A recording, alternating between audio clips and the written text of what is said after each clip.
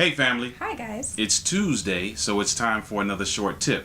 Now this week's short tip is to give your spouse space. Now I'm not talking about space like move out space. No. I'm talking about giving your spouse the opportunity to gather themselves, get their thoughts together, and just prepare themselves to be a better person for you. Yeah. Give us an example of that.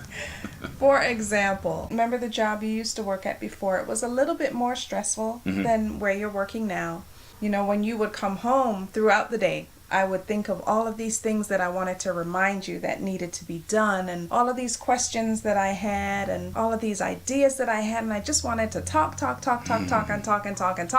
and ask all these questions. But as soon as he comes in the door is not necessarily a good time to do that, because I see that he needs to unwind. And he had a routine when he came home. His way of unwinding is to watch a little bit of Netflix. He has a couple shows on there that he likes, and maybe grab a sandwich and just sit there and chill. Pretty much. Netflix and chill, but not.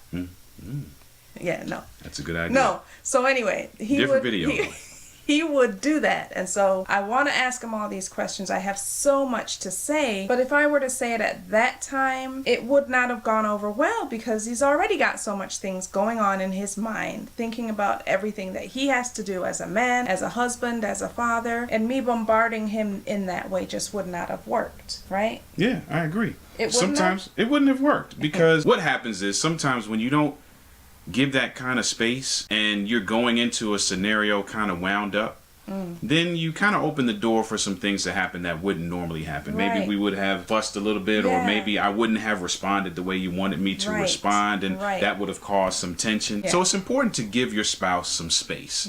Now, me, I love her being up under me 24 hours a day, 7 days a week, but obviously that's not all the way realistic.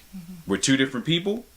We have two different ideologies sometimes about certain things, and that's a cause for a little bit of time to gather our own thoughts. Yeah. Right? Yeah. So we're not telling you to tell your spouse, hey, leave me alone forever. But it's important that we allow our spouses to have some time to just gather their thoughts, and maybe to be by themselves for a little while, to take a walk or to read a book or whatever it is that they need to get themselves together. Yeah. Make sense? Yeah. So that's our tip for you.